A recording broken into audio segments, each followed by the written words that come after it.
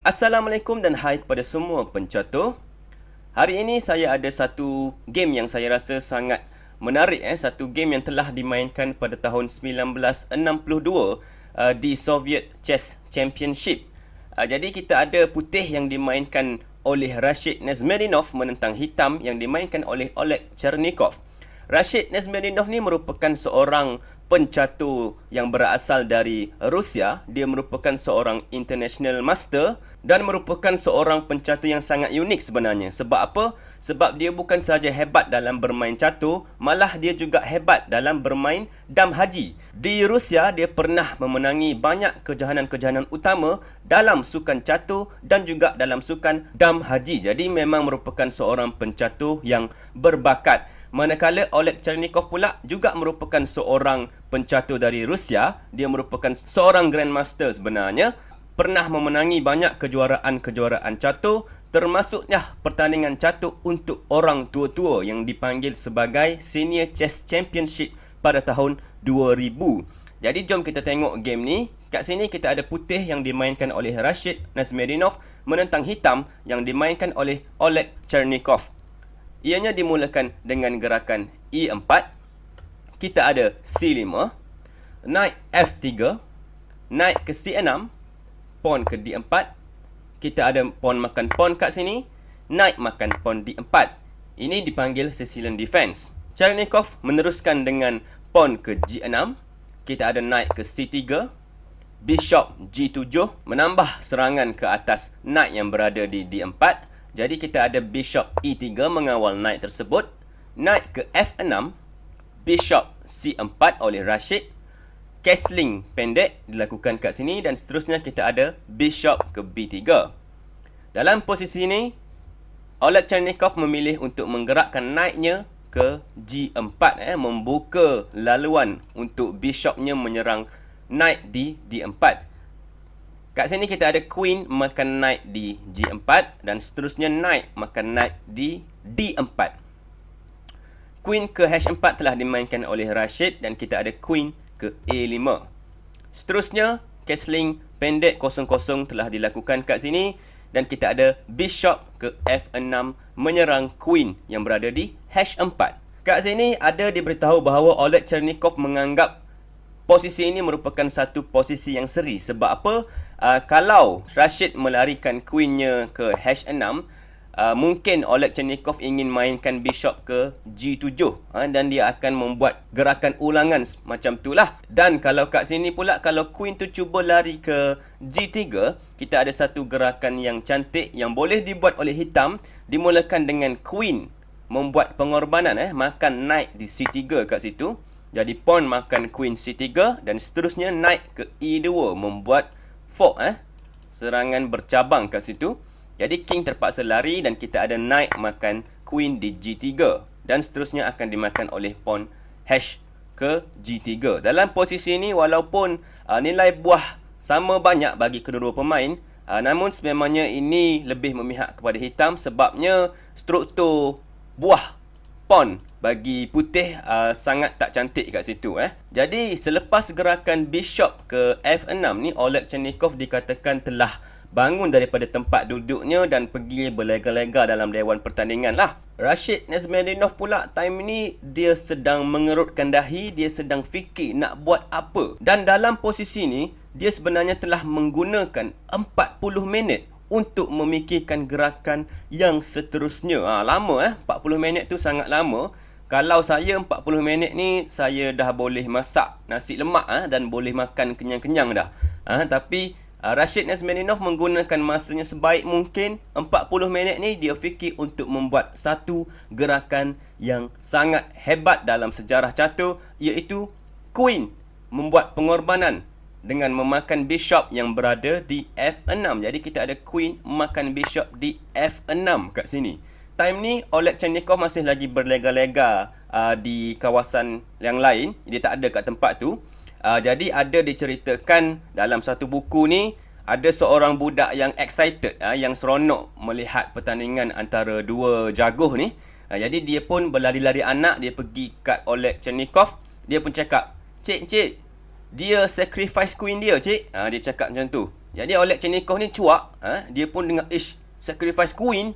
Dia pun terus berlari pergi kat meja dia. Dia pun terkejut melihat posisi macam ni. Jadi fikir, Oleg Chernikov tidak terus memakan queen tersebut. Dia memilih untuk membuat lompatan knight ke E2 terlebih dahulu, membuat check untuk menghilangkan koordinasi antara piece-piece putih lah.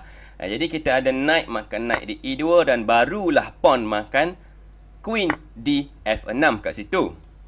Seterusnya knight ke C3 dimainkan kembali oleh Rashid. Kita ada rook ke E8 dan knight ke D5. Kat sini semestinya rook tak boleh nak makan pawn di E4 sebab akan digerakkan knight ke F6 dan membuat fork. Rook tersebut akan mati. Oleh itu kat sini Oleg memainkan rook ke E6. Kita ada bishop ke D4 seterusnya. Kalau korang tengok, bishop dan juga knight ni sedang meletakkan ancaman ke atas pawn yang berada di F6. Jadi king ke G7 mengawal pawn tersebut. Kita ada rook A ke D1 mengaktifkan rooknya. D6 dimainkan dan kita ada rook ke D3 bersedia untuk datang ke sebelah sini mungkin. Jadi bishop ke D7 dimainkan oleh Oleg Chernikov dan kita ada rook ke F3. Sekali lagi menambah tekanan ke arah pawn di F6. Kat sini bishop B5 menyerang rook di F1 dimainkan. Rashid tidak mengendahkan rook tersebut. Dia menggerakkan bishopnya ke C3 terlebih dahulu menyerang queen dan queen lari ke D8 mengawal pawn di F6. Kat sini kita ada knight makan pawn di F6. Namun Oleg tidak terus memakan rook di F1. Dia menggerakkan bishopnya ke E2 terlebih dahulu. Dan ini sebenarnya membenarkan Rashid Nesbianinov untuk membuat satu gerakan yang cantik. Kat sini korang boleh cuba untuk pause video ni dan cuba cari gerakan Rashid yang seterusnya. Silakan. Knight makan pawn di H7 membuat satu lagi pengorbanan knight. Dan kat sini kita dapat tengok bahawa sudah semestinya knight tu tak boleh dimakan oleh king. Sebab kalau king makan knight H7, kita ada rook makan pawn F7. Dan kalau king melarikan diri, gerakan simple seperti bishop makan rook di E6 akan membuat satu ancaman yang sangat bahaya kat sini. Kita dapat tengok rook ni boleh melarikan diri contohnya ke F4 dan membuat satu open check yang sangat-sangat bahaya kat situ. Dan sudah pastinya akan ada checkmate yang boleh dibuat oleh putih dalam posisi macam ni. Jadi selepas knight membuat sacrifice, membuat pengorbanan dengan memakan pawn, king hitam tidak makan knight tersebut. Dia melarikan diri ke G8. Kita ada rook H3 mengawal knight dan seterusnya rook E5 menutup laluan bishop. Dalam posisi macam ni sememangnya Oleg Chernikov nak bagi bishop ni makan rook ni. Dia nak tukar je. Dia cakap bishop ni sangat-sangat bahaya. Namun sudah semestinya Rashid tak nak tukar. Dia gerakkan pawn ke F4 menyerang rook. Kita ada bishop makan rook dan seterusnya king makan bishop di F1. Rook keluar ke C8 sekali lagi. Sekali lagi Oleg Chernikov nak tukar rook dengan bishop ni sebab dia cakap bishop ni sangat bahaya.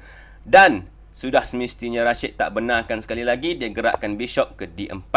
Kita ada pawn B5 kat sini dan seterusnya knight ke G5 menambah serangan ke atas pawn yang berada di F7.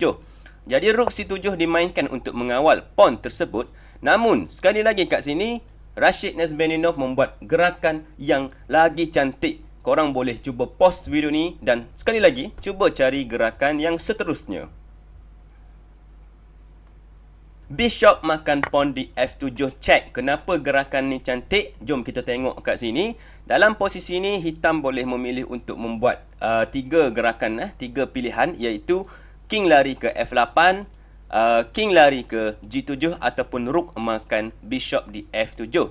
Baik, jadi kalau gerakan pertama, pilihan pertama, kalau king lari ke F8, sememangnya kita ada rook ke H8 membuat check. Dan seterusnya rook akan makan queen dan pawn akan makan rook. Dan putih akan mempunyai kelebihan buah yang banyak. Sememangnya kalah untuk hitam kat situlah. Kalau hitam pula memilih untuk melarikan kingnya ke G7, kita ada satu lagi gerakan yang simple mengeksploitasi pin yang dibuat oleh bishop kat sini dengan gerakan naik ke E6 membuat fork ke arah king dan juga queen. Jadi kalau king makan bishop, kita ada knight makan queen sambil check, king lari ke E7, kita ada pawn makan rook dan seterusnya king makan knight di D8. Dalam posisi ini sekali lagi kita dapat tengok putih mempunyai kelebihan satu bishop dan beberapa pawn. Merupakan satu posisi yang kalah untuk hitam lah. Oleh sebab itu, selepas bishop makan pawn di F7, kita ada gerakan yang dibuat oleh hitam iaitu rook makan bishop di F7.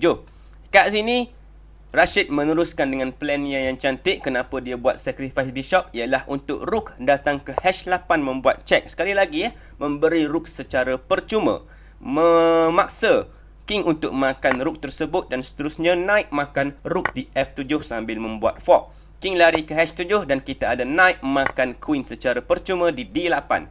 Dalam posisi ini, Oleg Chernikov memilih untuk meneruskan permainan dengan rook makan pawn E4, menyerang bishop. Kita ada knight C6 mengawal bishop tersebut, rook makan pawn F4 dan seterusnya king ke E2. Dalam posisi ini barulah Oleg Chernikov memilih untuk resign dan menyerah kalah. Sebabnya kita semua tahu dua piece knight dan juga bishop merupakan piece yang lagi kuat kalau nak dibandingkan dengan satu rook, manakala putih juga mempunyai kelebihan satu pawn kat sini dan hitam tidak dibantu langsung dengan struktur pawnnya yang tak cantik. Oleh sebab itu, hitam telah memilih untuk resign kat sini. Jadi satu permainan yang sangat bagus saya rasa, yang sangat bersifat menyerang yang ditunjukkan oleh Rashid Nazmaninov. Sememangnya beliau ni merupakan seorang pemain yang sangat suka menyerang dan bila dia menyerang, dia tak akan berundur dah, dia akan terus menyerang.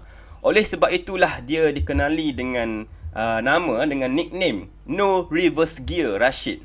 Maksudnya tak ada reverse gear, tak ada ghostan dah. Terus serang, terus pergi. Itu permainan Rashid. Dan kita dapat tahulah beberapa bekas juara dunia telah pun kalah dengan Rashid ni, dan ini termasuklah nama-nama besar seperti Mikhail Tal, Boris Spassky, David Bronstein dan sebagainya. Memang merupakan seorang pencatur yang sangat berbakat. Baik, jadi saya rasa itu saja untuk kali ini. Terima kasih kerana menonton. Silakan like, share juga subscribe kepada channel kami untuk terus menyokong usaha kami dalam menaikkan industri catur. Korang juga boleh pergi ke playlist kami untuk melihat video-video lain yang menarik. Selamat bercatur. Assalamualaikum. Bye-bye.